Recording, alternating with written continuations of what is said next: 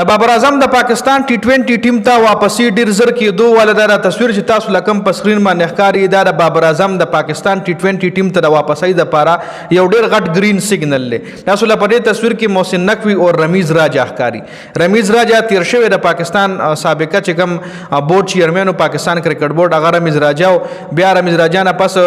مسلم لیگ نون حکومت چې کله په ملک باندې راغو نو نجم سیټ یې د پی سی بی چیرمن کو بیا نجم سیټ یې مدري کو او محسن نقوی چې کوم دی د پی سی بی چیرمن شو نو محسن نقوی تر اوسه پورې دای سره سلام مشوره نه دا کړي خو اوس چې کوم د انډیا سره کومه کنټروورسي راغه د لاس ملاویدو والا کیس چې کوم مخ راغو نو پای کې نجم سیټ رمیز راجا هم راغوسته او نجم سیټ هم راغوسته او دینه هم سلام مشوره ایشته دي چې یو ډیر ښه میټینګ د نجم سیټ او د رمیز راجا شوه دي چې په دغه میټینګ کې رمیز راجا نجم سیټ ته مشورې هم ورکړي دي په پوینټ اف ویو ور سره هم کې خو دي او چې کله رمیز راجا د پاکستان کرکټ بورډ چیرمن نو رمیز راجا بابر اعظم تخپل خو مکمل فل اختیارات ورکړي وو ټیم بچ کومو اب کمپلیټلی د بابر اعظم په خوخه باندې جوړېدو بابر اعظم په فیور کې کمپلیټلی رمیز راجا رمیز راجا اوس هم وای چې بابر اعظم د پاکستان په ټیم کې پکار دی غټ راپ کول نه دی پکار نو د مشوره کې دا خبره هم ډیسکس شوې چې د دې ایشیا کپ نه پس لکه ایشیا کپ کې کوز د پاکستان ټیم هر څنګه پرفارمنس کوي خو د ایشیا کپ نه پس په د پاکستان ټیم کې غټي تبدیلیاں تاسو وینئ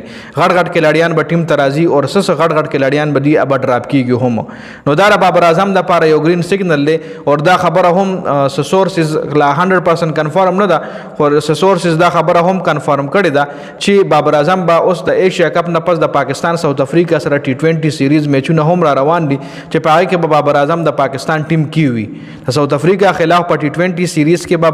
بابر اعظم د پاکستان ټیم کې شامل کیږي جی او اوس چې د پاکستان کرکټ ټیم د بیټینګ کم پرفارمنس په د ایشیا کپ کې او د مخکې ټرای نیشن سیریز کې نو ډیر سابقه کرکټرز ډیر عوامو د پاکستان کرکټ بورډ په دې خبره باندې تنقید په ضد کې راوستو چې ورته تاسو بابر اعظم ولې ډراپ کړی دی چې تاسو سره د بابر اعظم ریپلیسمنٹ نشته دی تاسو سره د بابر اعظم الټرنیټ بل کھلاڑی نشته دی نو تاسو ولې بابر اعظم ډراپ کولو لکه ډیر کرکټ شایقین یا ډیر ایکس کرکټرز چې کوم دي هغه بابر اعظم په حق کې بیانونه جاری کړل لکه وسیم اکرم راشد لطیف انضمام الحق وقار یونس دې ټولو د بابر اعظم په فیور کې شو ایون شعیب اختر چې بابر اعظم د پاکستان ټیم نه نو ډراپ کول پکار